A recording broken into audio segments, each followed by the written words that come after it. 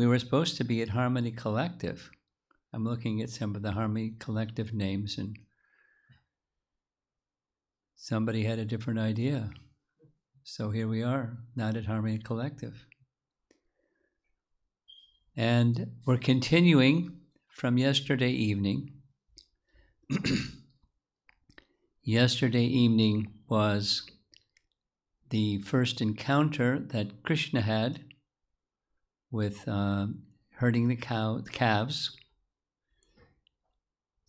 and in Vrindavan. And the next demon after Vatsasura is Bakasura. So do a little background on Bakasura. Baka means duck or a bird of some kind. And Baka was the brother, one of two brothers of Putana. Putana was the first demoness to be killed, and following Putana, who had two younger brothers, Vatsasura was the younger of the two brothers, and Bakasura was the older of the two brothers. Bakasura, Baka, happened to be the best friend of Kamsa. Kamsa had friends, they were demons. But he considered Baka his very best friend. So he wanted to kill Krishna, so he sent Baka to Vrindavan to kill Krishna. But it didn't work. The narration begins, so remember, we're in Vrindavan, virtually at least, and remember Krishna's age, which is between 3 and 4. And focus when he's between 3 and 4. It's kind of moved from the Vatsalya Rasa emphasis from prior. Now he's with his friends. Of course, he had friends before, but they're together all day long. At least they're within proximity of Nanda's home, so they can come back for lunch. And Baka, the situation, well, we'll see. One day, all the boys, including Krishna and Balaram, each boy taking his own group of calves, brought the calves to a reservoir of water, desiring to allow them to drink. After the animals drank water, the boys drank water there also. It's a nice painting. They're playing with the calves in various ways. There's the lake for drinking, and they're just relaxed and having a nice time. The location of the lake was a very large water body east of Nandishwara mountain called Bakasura. Now, it's now called Bakasura. I don't know what it was called then. Let's take a look and see where Bakasura is. There's a map of Brajmandala, and you see that arrow on the upper left? That arrow is pointing to Nandagaon. Nandagaon is the hill where Nanda Maharaj's palace was situated, and somewhere east, it doesn't show a large water body or Bakasura or anything like that. It's not on the map, but it's just east, not far from Nandagram. So that's where they started out. They didn't have a big journey to get there. Baka was sent. Kamsa called for him. This is now Garga Samhita. Kamsa called for Baka. Baka came. He said, I'm having a problem with this little boy, cowherd boy, described him. Please kill him. Yes, sir. Very obedient friend. And he had this idea that he would go to the Bakasura area and to appear, because he was whitish in color, like a moving peak of a mountain. and his hope was that Krishna would think that he was a mountain with a gaping mouth resembling a cave. So Krishna wasn't fooled. He understood right away. When the cowherd boys came in this area, they saw a huge creature having the appearance of a crane, or baka. The creature appeared like the summit of a mountain which had toppled over, since it was white in color. Though huge in form, it had fallen far away from the mountain because of being struck by a thunderbolt. So there's the Baka demon in the center, and there's the cowherd boys reaching the place, and the cowherd boys were trying to make out, what is that? Is it a this or is it a that? And they started becoming a little afraid because he's so huge. We've never seen a baka like that one before. But Krishna thought differently. Here's Krishna's thought. No one should think that when Bakasura approached me, not knowing my powers and being inattentive to my powers, was killed easily without being able to do anything, in order to make everyone understand that even if the demon knows about me, and even if he is attentive, he cannot do anything, even if he shows all his unlimited powers. So Krishna had some intention. And Baka wasted no time. As soon as the boys approached, Bakasura had assumed the body of a crane with a very sharp beak. Bakasura understood that Krishna fit the description of Kamsa's dreaded enemy. He immediately swallowed Krishna. There you see the cowherd boys in the painting, and there's Baka with Krishna in his mouth. However, he had a very sharp beak, which was very strong to do his evil work, but he could just get Krishna into his mouth, but he couldn't get him beyond his mouth. Now there's a purpose to all of this.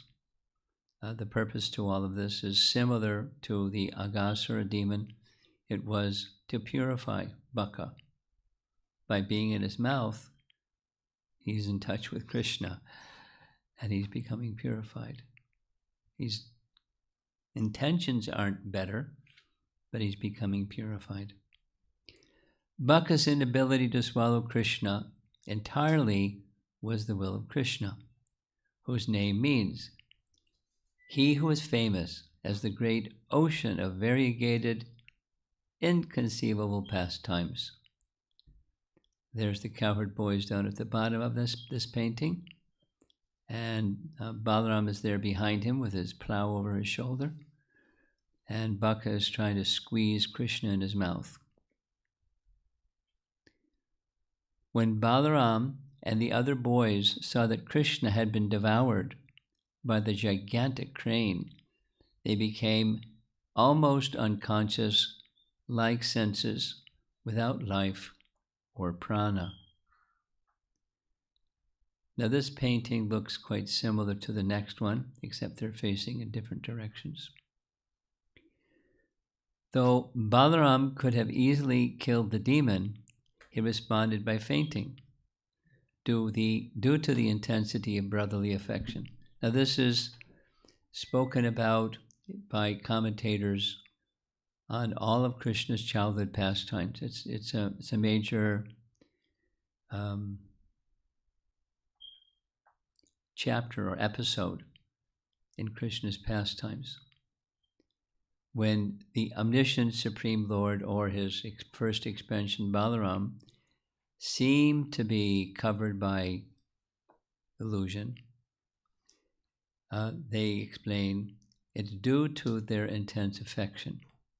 Due to their intense affection, the secondary rasa takes over, and they enjoy the secondary rasa.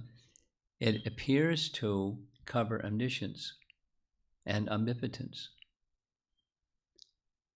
but it's not. It's not that that doesn't happen. They don't lose their omniscience or omnipotence. Rather, the movements of rasa are such that they forget their omnipotence and they forget their omniscience, and they seem to be bewildered or anxiety. The other example that's pointed to for Balaram is during the marriage arrangement for Rukmini. Balaram was in Dwarka, and Balaram heard about Rukmini's marriage. He heard that Krishna had already left to go to the place where Rukmini was going to be married in order to engage in taking her away. And he knew that there were lots of kings that were inimical towards Krishna and they had big armies. So Balaram was thinking protective of his brother, although he knows Krishna is all powerful. Because of his brotherly affection, he rushed, gathered a large army from Yadu dynasty, from Dwarka, and marched quickly. It played nicely into the pastime. But their point, the Acharya's commentaries say, Balaram his omniscience was taken away. Knowing Krishna's all power. Sometimes it's the opposite. Sometimes he just smiles and laughs. He understands Krishna's having fun. Like the Kaliya serpent, which we heard on Sunday. Balaram stayed back. There was some service for him back at Nandagram.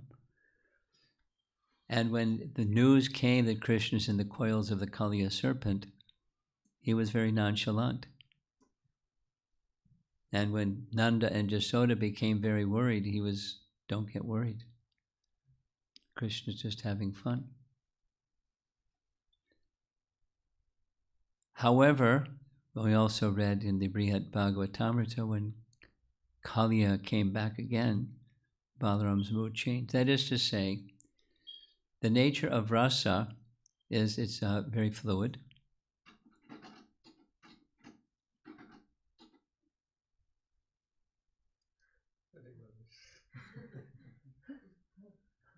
So are electronics sometimes. So the nature of rasa is very fluid, and it's like waves in a river, and sometimes a wave in a river goes up, and sometimes that wave is hit by another wave, and sometimes it goes the other direction when hit by another wave, and it's continuously flowing and moving, and rasa is like that. It just flows from one to the next to the next. So even the personality of Godhead, Krishna, and Balaram, they're enjoying the ebb and the flow of rasa also. So it's significant. They fainted. Here it says, he responded by fainting due to the intensity of brotherly affection. The omniscient Supreme Lord fainted. It's rasa. Krishna wanted some fun in fighting with Baka, so he entered Baka's mouth, only allowing him to take him within his beak, but not any further.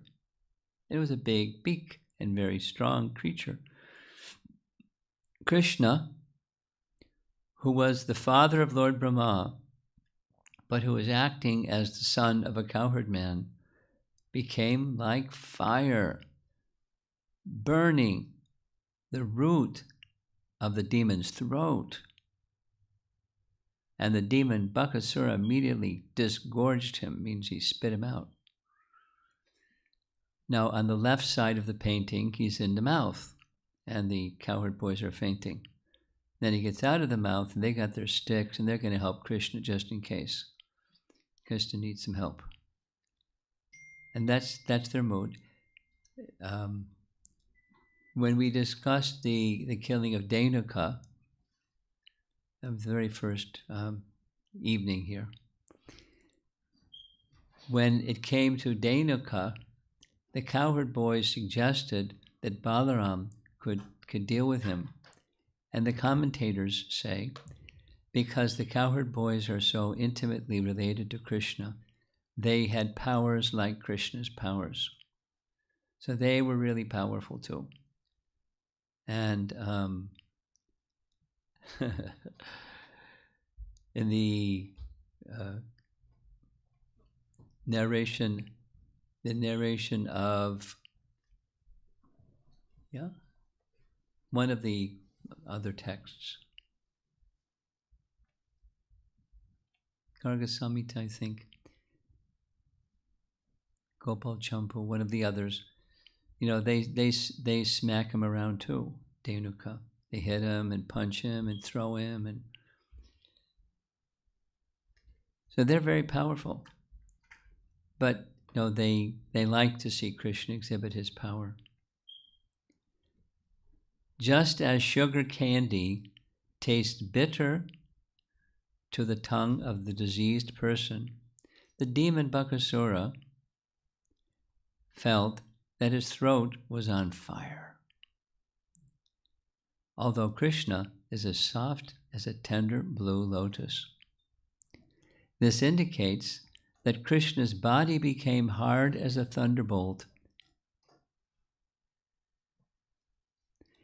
It was the fault of the demon's throat, not Krishna. I don't understand that comment, because his body became hot. So they're saying it's not the fault of Krishna, it's the fault of the baka. It's the throat's problem. So I'm making that comment because I'm expecting our very careful listeners to ask, what does that mean?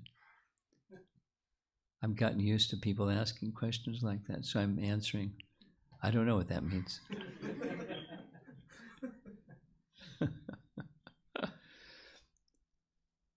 When the demons saw that Krishna, although having been swallowed, was unharmed, even one of the commentaries says there wasn't any saliva or any yucky stuff. His clothes were nicely pressed. He was looking like fresh as anything. He immediately attacked Krishna again with his sharp beak. So that was a big mistake. Krishna bifurcated the beak of Bakasura. When Krishna is accepted as an enemy, he becomes the most intolerable object for the non-devotee who cannot tolerate Krishna within or without. Here, this is shown by the example of Bakasura. So when he went after Krishna with his beaks wide open, that was an invitation for Krishna to bifurcate them, which he did. When Krishna, the leader of the Vaishnavas, saw the demon Bakasura, the friend of Kamsa, was endeavoring to attack him, with his arms he captured the demon by the two halves of the beak. In the presence of all the cowherd boys, Krishna very easily bifurcated him as a child splits a blade of grass, some particular type of grass. So B.G. Sharma paintings are always very clear and vivid and colorful. So that's what we're looking at. So some of them show Bakasura much bigger though. Much, much bigger. Like this one. He's much bigger. And even bigger than that. Here's bigger than that. A light left his body and entered Lord Krishna. Now several of the versions indicate he achieved Sayuja Mukti. Now first, Krishna made him purified by entering his mouth. Still he's going after Krishna, but purified and then liberated. By thus killing the demon, Krishna very much pleased the denizens of heaven, remembering they requested Krishna to appear, or the personality of Godhead to appear, and it was confirmed that he would. And his purpose for appearing was to kill the overburdening of the earth with too many demons, and Baka was one of them. So that's the end of Bakasura. At that time, the celestial denizens of the higher planetary system showered flowers, Malika Pushpa, grown in the garden of Indra, the enemy of Bakasura. They also congratulated him by sounding celestial kettle drums and conch shells and by offering prayers. Seeing this, the cowherd boys were struck with wonder. I mean, how did the cowherd boys process all the sound that was coming from the sky, etc.? That's another question that people ask. And, it's an interesting question. They became aware of whatever Krishna helped them become aware of. They heard some sounds. What's those sounds? Just as the senses are pacified when consciousness and life return. So when Krishna was freed from this danger, all the boys, including Balaram, thought that their life had been restored. They were relieved. They embraced Krishna in good consciousness, and then they collected their calves and returned to Brajabhumi, where they declared the incident loudly. Now this is the theme, recurring theme. In Vrindavan, they're very musical. I mean, not only Hare Krishna devotees are musical, the Brajvasis are very musical. And although we don't hear about them taking music classes, they regularly performed music and sang songs. The cowherd boys composed their own spontaneous songs glorifying Krishna's pastimes as they're heading back to the village. And this was just like a standard thing. They were saying and spontaneously composed songs. And when they got back, the parents would hear them singing, and that way they came to know what Krishna did, and then they would compose songs, or they would have persons who were very, very skilled at composing songs, and then they would sing those songs. And they would most likely then also dance to those songs. I mean, village people are very simple. Let me just share something. I was very astonished on several occasions in the evening hour, driving through big cities in China. Big cities means there's not homes like we find here in America. There's everything is these tall, tall buildings with a zillion tenants in those buildings, and that's how people live. But here and there, there's parks. And you drive by in the evening, and the parks are filled with people. And what are the people doing? They're singing and dancing. They have, I don't know what songs they sing, but they sing and they dance. It's all ages of people, not just the old folks get out and sing and dance. It's part of the culture. And so what I'm trying to indicate is, so imagine what it's like when there's Hare Krishna Kirtan with Chinese people. Oh. They don't have to be told stand up. It doesn't even have to be like a lively kirtan. As soon as kirtan starts, they move the chairs, and they're up and they're dancing, and they dance like Hare Krishna people dance, without, the whole thing with the mudras and this going this way, and then they swing that way. And we had this really nice experience in the Madan Mohan temple, because we got there just after the deity curtain closed. And so when the deity curtain is open, the place is mobbed. The place is mobbed. And then as soon as the deity curtain closes, very quickly the mob goes home and they do whatever they do. But there's commonly in the very back area, there's some musicians, and the musicians start singing. And when the musicians start singing, the ladies come and start dancing to their singing. And the Chinese devotees that were with us, they started dancing with the Indian ladies that were dancing.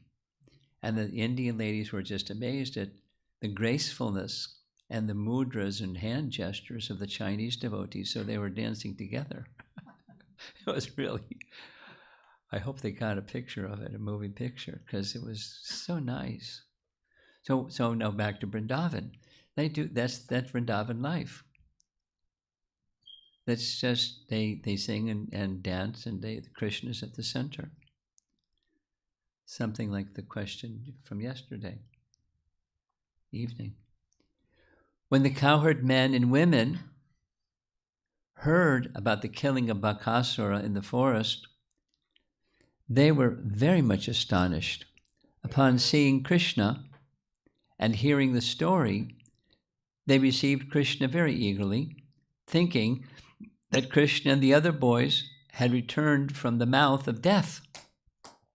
Thus, they looked upon Krishna and the boys with silent eyes, not wanting to turn their eyes aside now that the boys were safe. That's one of those paintings that tells the whole story in one painting. Over here is Bakasura with Krishna in his mouth, and the coward boys are afraid. What's this big thing over there? Krishna is bifurcating his mouth. Krishna and the cowherd boys are coming back, and the residents of Vrindavan, along with the calves, are very eager to receive them. And this is their words. It is very astonishing that although this boy, Krishna, has many times faced many varied causes of death, those causes of death were killed, since they had first caused Krishna's fear. Though Garga Muni's words were secret, everyone seemed to know them. Keeps coming up. Nanda Maharaj revealed Krishna's glories somewhat to the cowherds, since he was honest in nature and had affection for them as friends. What Garga had said was now experienced. What Garga had said was, this child of yours will have powers like Narayan. So now they heard. It's true. He has powers like Narayan. Those who are violent die by their sins. There's a saying, those who live by the sword die by the sword. And those who hang out with Kamsa get killed by Krishna. So don't hang out with Kamsa. Nanda Maharaj innocently thought, perhaps this boy, Krishna, formerly killed all these demons, and therefore, in this life, they are troubling him. Another nice painting here. Nanda Maharaj and the cowherd men sat in the meeting room and repeatedly discussed the naughtiness of the boy and his killing Vatsasura and Bakasura. They also, here we go, composed songs, which they sang again and again. And thus they did not perceive the miseries of material existence. There's a clue. Just keep singing, Prabhus.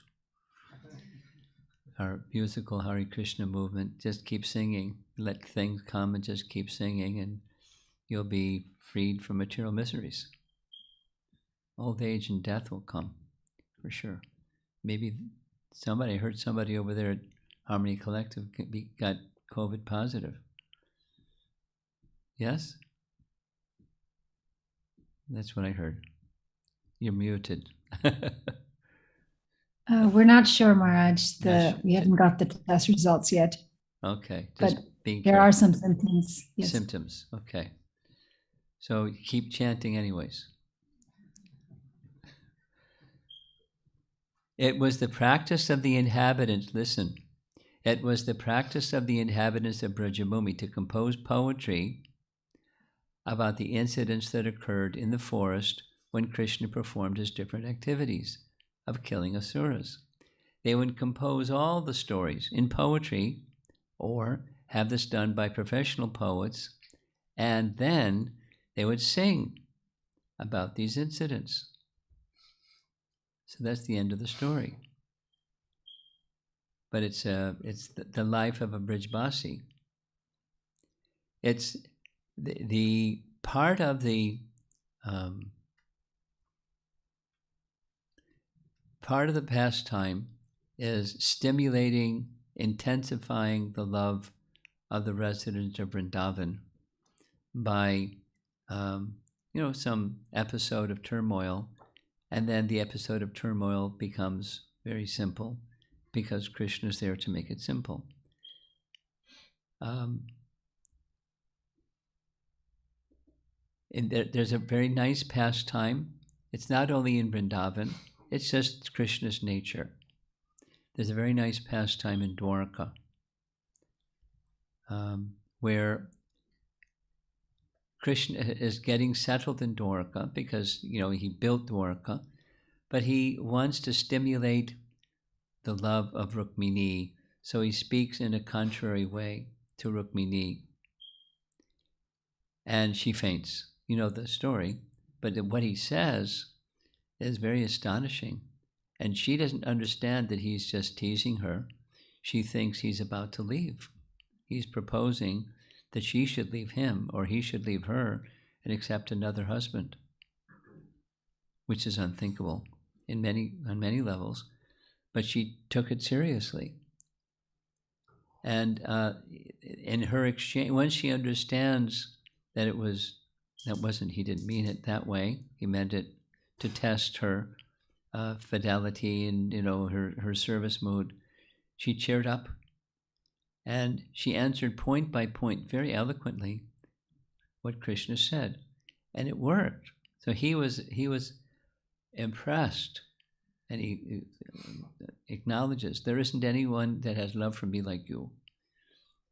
So he would do like that with different devotees, put them in some situation where their natural love for him was a little stretched, not snapped, but stretched, and then would relieve the pressure, and they were once again in this very happy space, more happy than they were before they were happy. That's Krishna would do like that. So Prabhus, get used to it. It's part of Braja life. Krishna is very playful and he's very loving. And so don't worry, because there's more to come. The more you have intense love for Krishna, the more you can be ready for that intense love for Krishna to be strengthened by unusual events. So now we're going to hear from Garga Samhita because King Bahulashrava wants to know, who was this Bakasura before he was Bakasura? In his previous life, Bakasura was a demon named Utkala, who was Hayagriva's son. Now, which Hayagriva? Because one Hayagriva possibly is the original Hayagriva that was the demon that tried to steal the Vedas from Brahma at the very beginning of Brahma's day. But not necessarily, because we ran into that yesterday. There was a question following yesterday's class about, Mura and which Mura. Anyway, I'm making this point because we have some people who listen very carefully. They're going to ask, so I'm bringing it up because they're going to ask, hey, which Hayagriva was this? Because was this at the beginning of creation? Because here we are in the 28th Yuga cycle of Vaivasvatamana. Was Hayagriva still around? And you know. So we don't know which Hayagriva. But he was Hayagriva's son, named Utkala.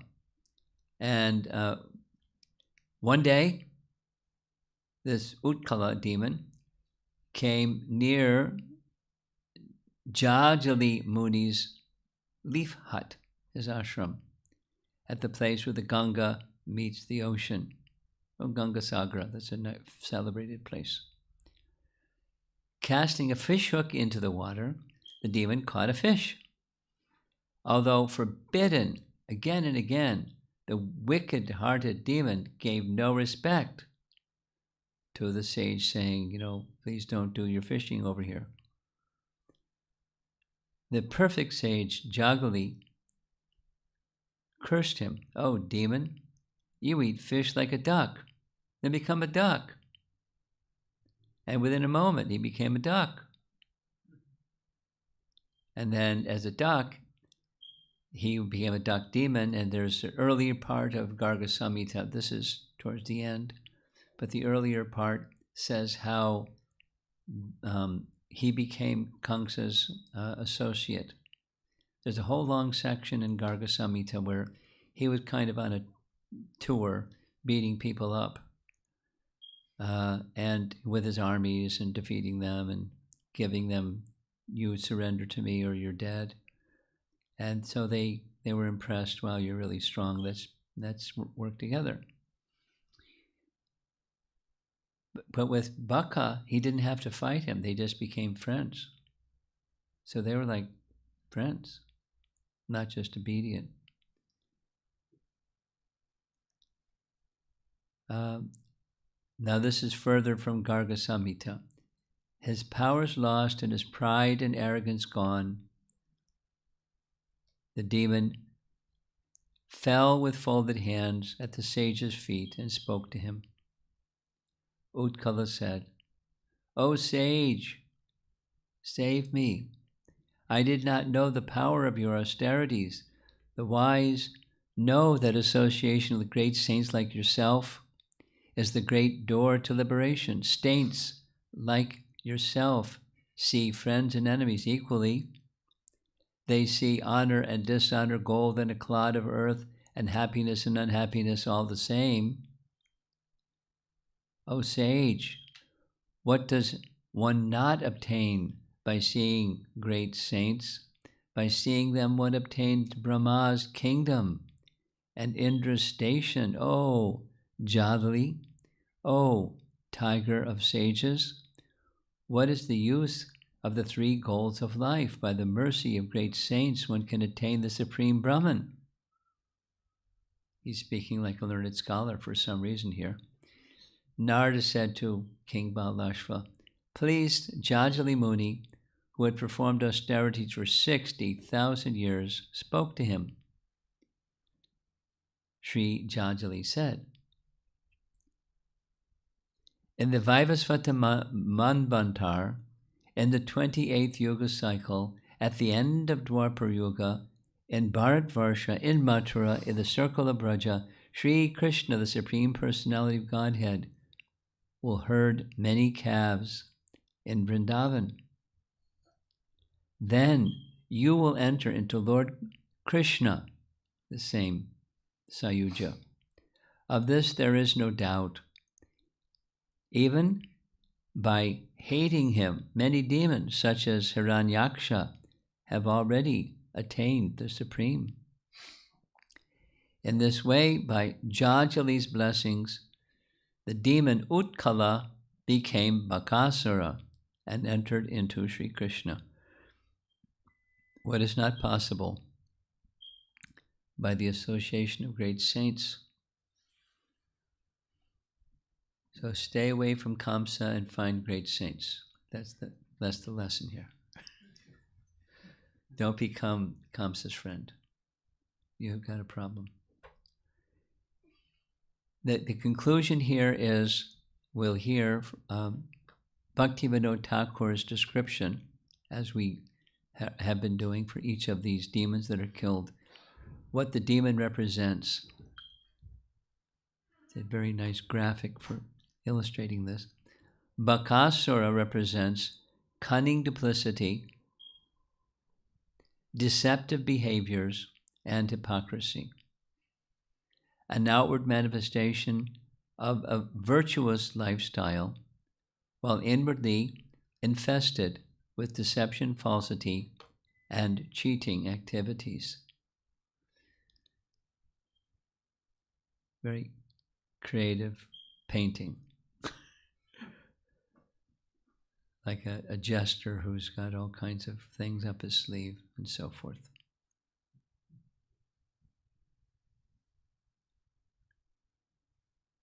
This cunning, along with the cunning duplicity, Bhaktivinoda mentions the Hitapadesh story, the blue jackal.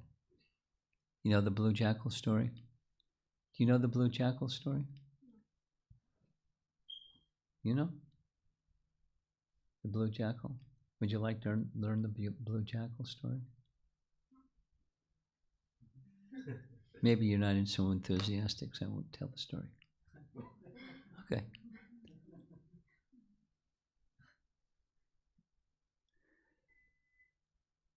Deception, taking the position that one isn't. That's, all of these are descriptions of, on the path of bhakti, on the path for a sadhaka, or trying to become purified, there are some obstacles to be aware of. And Krishna will help us overcome those obstacles by taking shelter of Krishna. He'll help us overcome those obstacles. And duplicity, it's self-duplicity or meeting others who are duplicitous, who pose themselves. We should not, and be wary of others that pose themselves of something that they're not. We want to be genuine, and we want genuine devotion. It's I know a couple of devotees that have explicitly a desire to become a young cowherd boy, and their aspiration from the life of devotion to Krishna, and they're very attractive lifestyle. They're with Krishna all day long. They're with Krishna all day long. Not every evening, but they're with Krishna all day long. And they're playing and having fun, and they're watching Krishna use his strength and cleverness. Krishna enjoys when there are situations that seem to be formidable or impossible, and then cleverly figure a way out. Krishna enjoys like that. And the cowherd boys enjoy Krishna doing like that. He's a hero for them.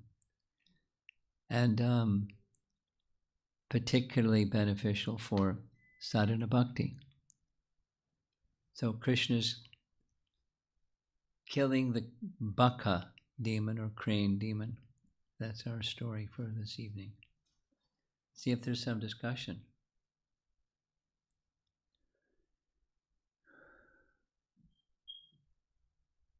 Yeah, unmute yourself. You want to speak it?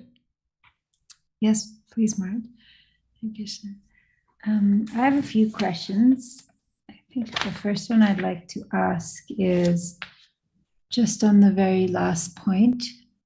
You said you know a person who desires to become a cowherd boy. And I know a few people that specifically they disclosed it to me.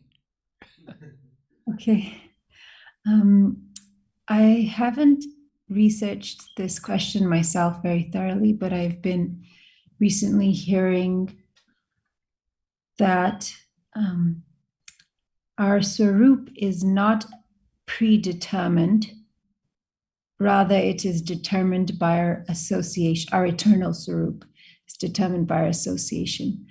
However, I just need some clarification or like confirmation if this is the case, because growing up in the movement, I heard something different. I heard that our Swarup is already, it's an eternal Swarup and it's determined, and Krishna will reveal it to us when the time is right. So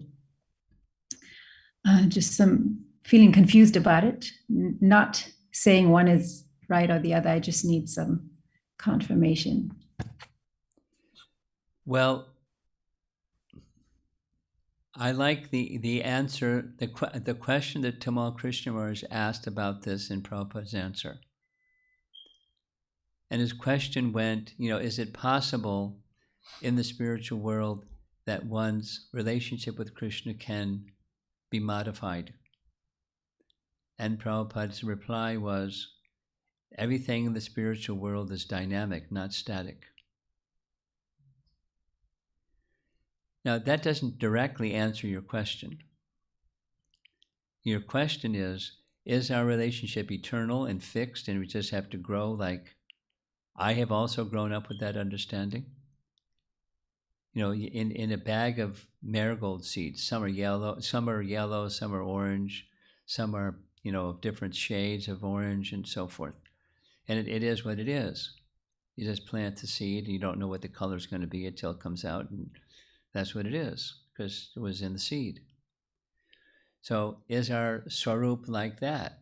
It just is what it is, and in time it will be revealed. Or is it, according to, like you said, association, but there's yet another factor. It's according to the hankering or the aspiration that one has. And seeking association, which is what your point is, seeking association according to one's liking. But then comes that question again. What, is it cosmetic or is it innate? Is it something that you just like, like a set of clothes you put on and then you become that? It's that costume, or is it innate? And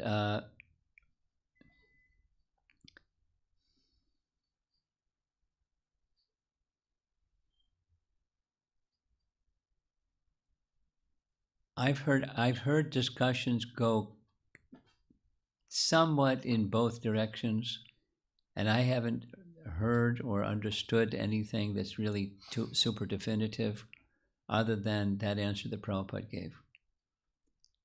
Spiritual world is dynamic, not static.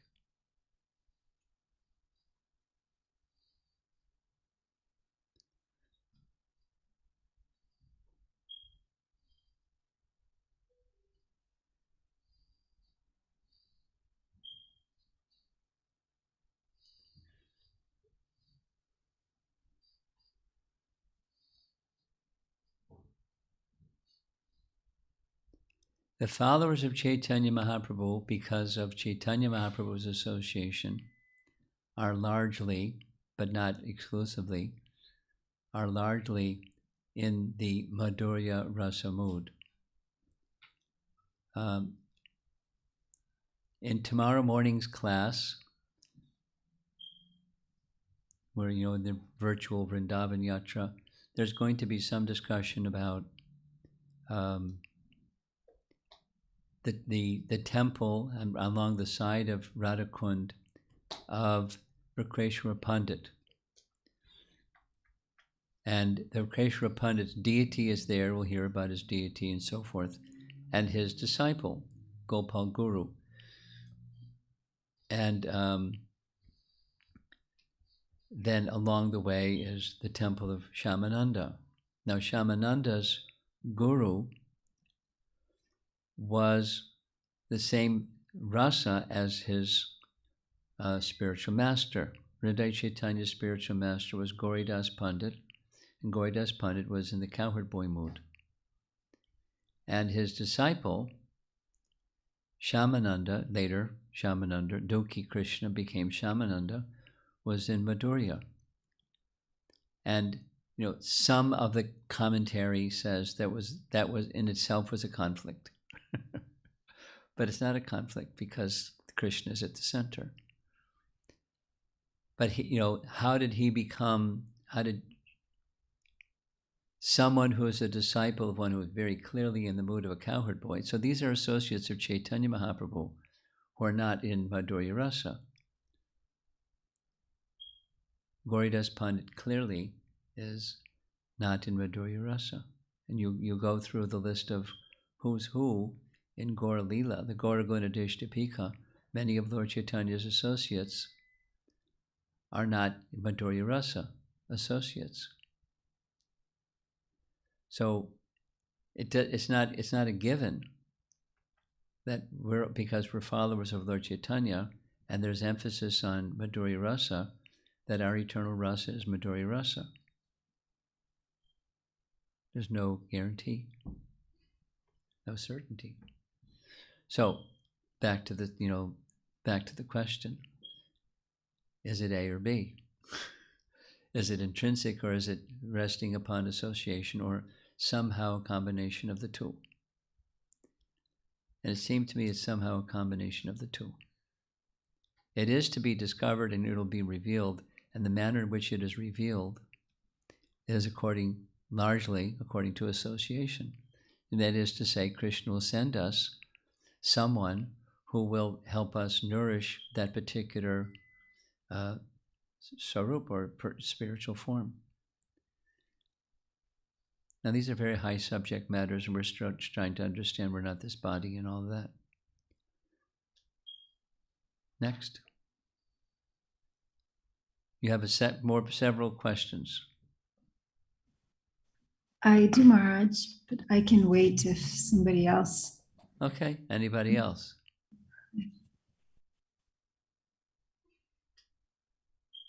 Anybody else in the room? If there's somebody in the room, go ahead. Hare Krishna Maharaj, I have a question from yesterday morning's Bhagavatam class, or morning class. Yeah, yesterday morning's class. And it was... That's the Chinese group with Dhruva Maharaj story, yeah. Right? Okay. And I remember one slide, it was talking about how we're supposed to chant, and it was talking about, one of the things was mentioned was like consistency, and that I understood. But then it also said prolonged chanting. So is that over a long period of time and daily? So is that like not occasionally, but consistently for a long period of time? You want to know the Sanskrit terms? I can give you the Sanskrit terms. Not right now. I'd have to look them up.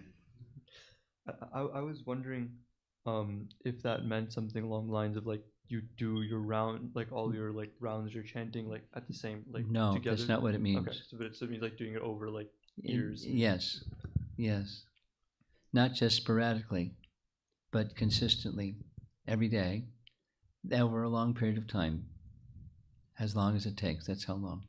But every day, for as long as it takes, with faith. Yeah, those are the 3 points. Thank you, Maharaj. Those 3 points is based on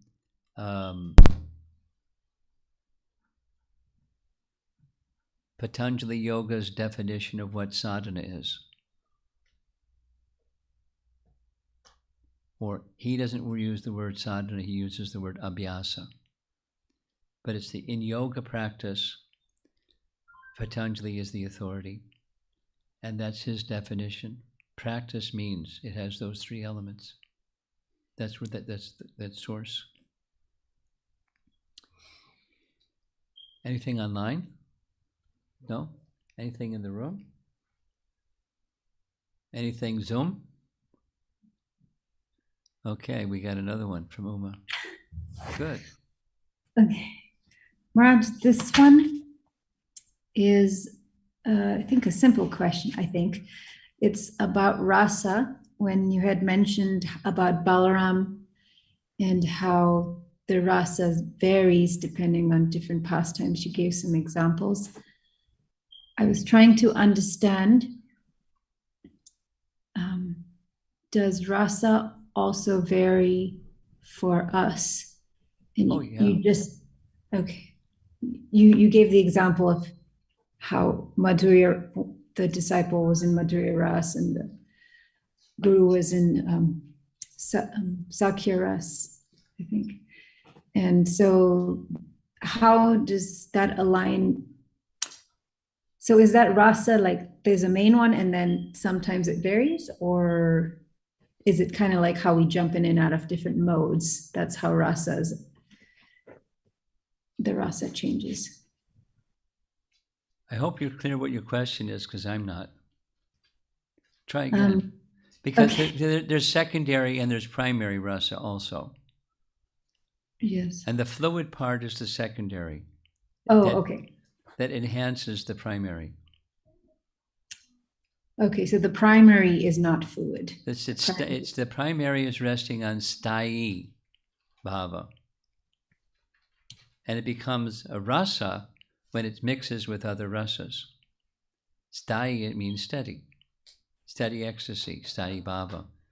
So there's 5 sthayi bhavas. And there's 7 secondary bhavas. 7. And those 5 plus 7 makes, when they mix, it's 12 rasas. And then there's variations under the theme of the 12. So what's always changing is the 7. What's always steady is the 5. Does that answer your question? Yes, that's clear now. Okay. I have one more question, if that's okay. Yeah, sure. Okay. I may not have heard this part very clearly, but I heard you say at one point that Krishna is there to make things simple. Must have heard it wrong. That's nice. I mean, when the heart becomes simple, we have access to Krishna, but circumstances may look pretty complicated. Right. My question was going, when I heard this statement, and I obviously may not have heard it correct, but my question was going to be that I'm often overwhelmed by the complexities of my mind. And Krishna's trying to help you make it simple. well, I was going to ask, what can I do to receive the simplicity that Krishna's probably trying to, Krishna's probably trying to help me make things simple, but how can I receive it, or what can I do to kind of overcome the complexities and receive the simplicity? That's when the heart is simple and the circumstances outside are complex, the intelligence just comes more naturally how to deal with a complex situation, because when you stay from the place of the heart, it remains simple even in complex situations. Now, what does that mean? Stay from the place of the heart, or within the place of the heart. It's a place of shelter where you're feeling secure, you're feeling safe, you're feeling connected to Krishna, and you're moving along in the course of your day or life or whatever, and complexity comes, and you don't leave that complexity doesn't cause you to depart from that place of shelter and connection. Because I was just going over this past time for it's the next presentation with the Chinese devotees, but the Rukmini situation. Everything going there. She's with Krishna. She's married, etc. She's everything great. And then Krishna sends this, curveball, and she faints.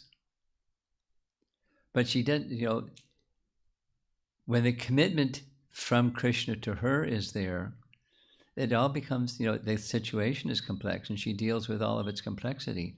But her heart is very loyal and faithful and chaste and loving. And that's the simplicity in a situation that's like so shocking she faints. Or the cowherd boys.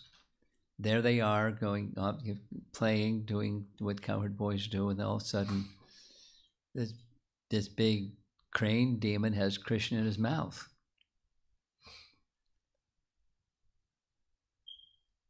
It doesn't change their place of shelter. They faint because, oh no. And then Krishna changes it, and then everything's... So it's a matter of the heart.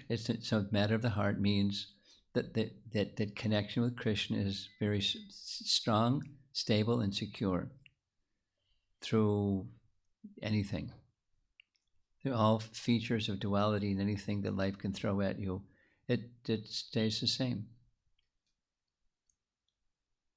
That place of sameness from the heart level in the face of complexity of everyday life.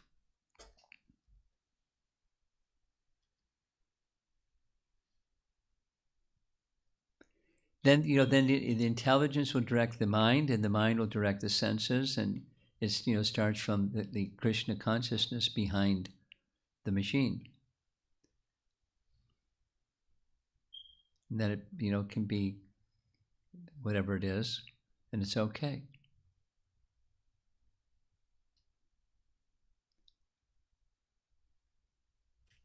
There's a very nice lecture.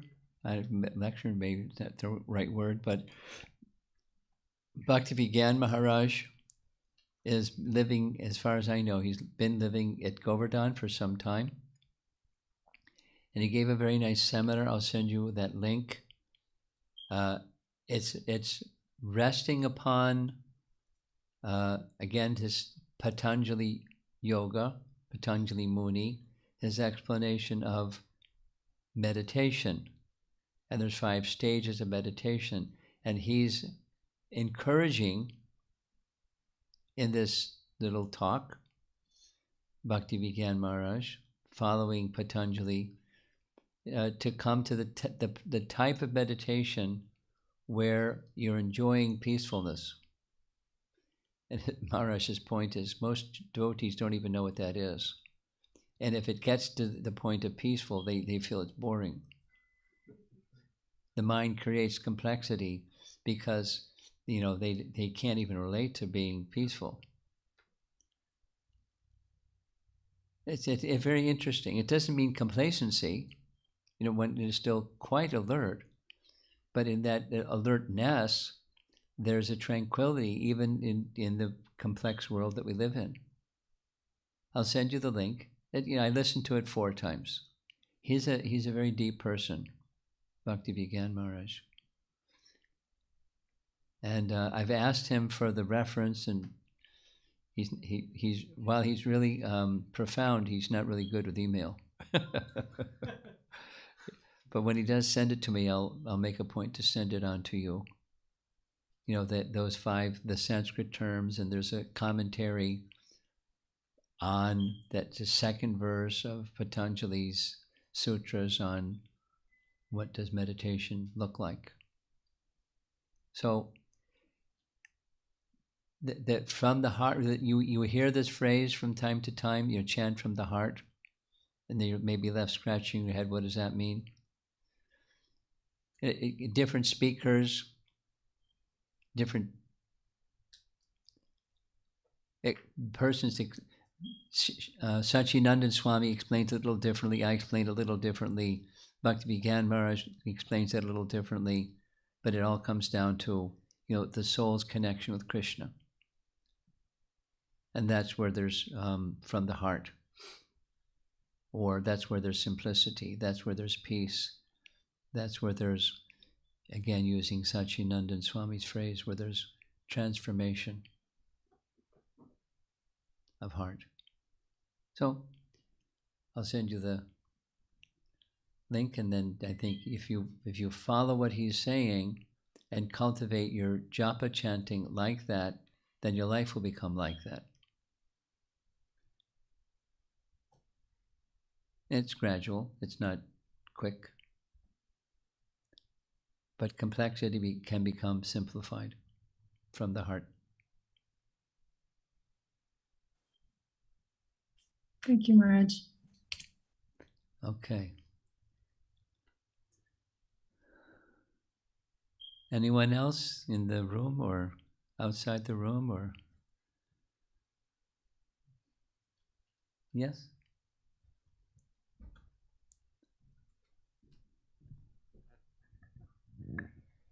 Hare Krishna Maharaj. So Maharaj, this question is from Saturday evening's class.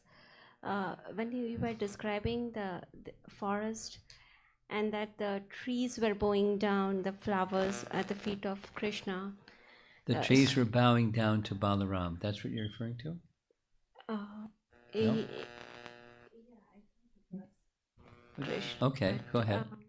So my question was, like my understanding is that different entities in Vrindavan have different rasas with which they serve Krishna. So Yes. Flowers and trees follow in a different, while cowherd boys and gopis are all in a different categories. But is Krishna pleased with all the services equally, yes. or is it? Okay. Oh, yes. Oh, yes. 3 times.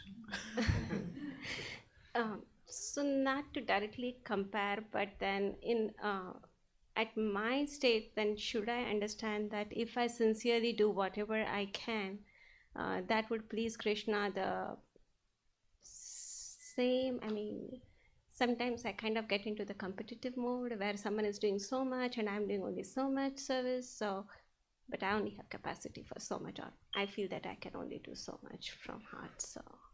You're going really fast, but I think the answer to your question is 2 things. One of the statements that Prabhupada made is, what Krishna is looking for is not what you're giving, but what you're holding back. You've heard that before? So what Krishna is looking towards from you or for any one of us is not how much we're giving or serving or doing or something, even at the heart level, but what we're holding back. So a second point is don't. It's very painful and a mistake to do the comparing program, compare yourself to others. You know, that's it invites material consciousness. You know, I'm better or they're better, or just, you know, those kind of things.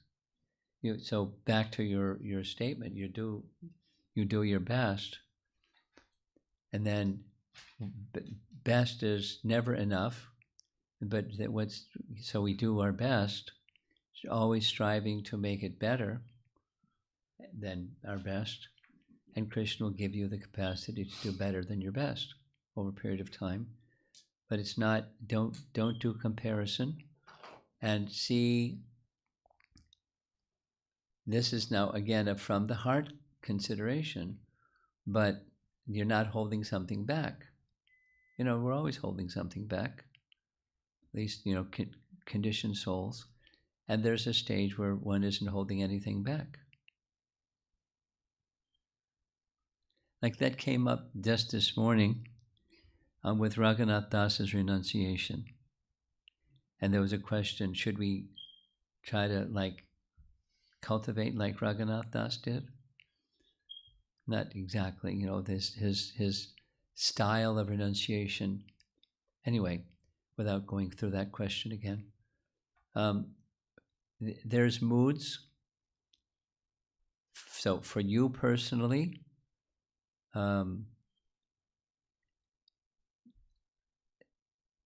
to do your best, yes, that's pleasing to Krishna.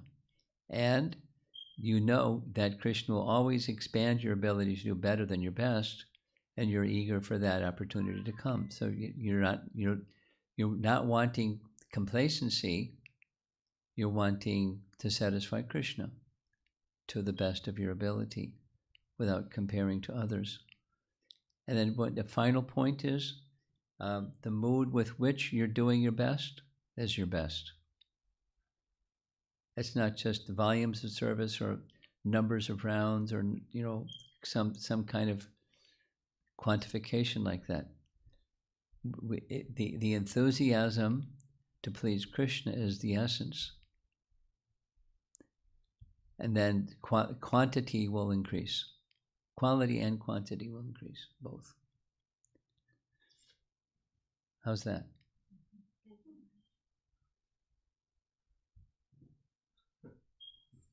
What are we supposed to do with the microphone in the middle of the floor? Anyone else? Okay, yes, we have one more over here.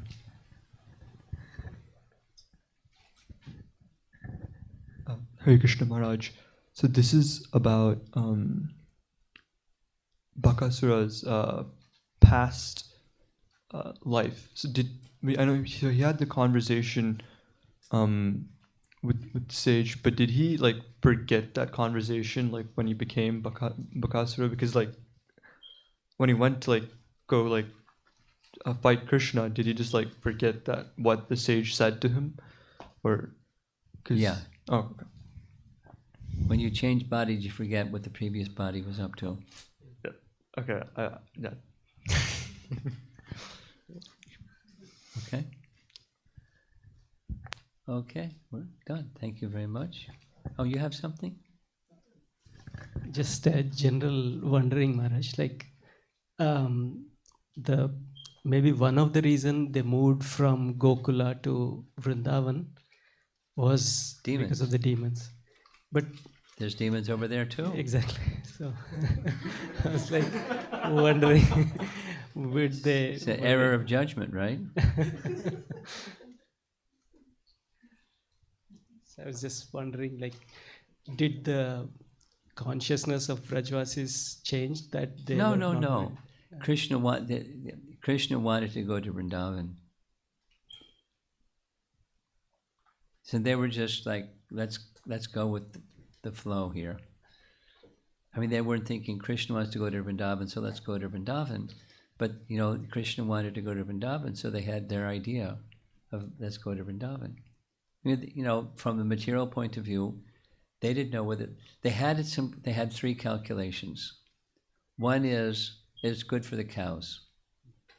Fresh grasses over there, over on this side, they've kind of like chewed up all the grasses, so let's go where there's fresh grasses. Then another was Kamsa looks after that part, it's more under his jurisdiction, so we'll have protection from dangers if we're over there. And then the third is just a flip of the coin. That is, there have been a bunch of problems over here, so let's go over there. The grass looks greener on the other side of the fence, right?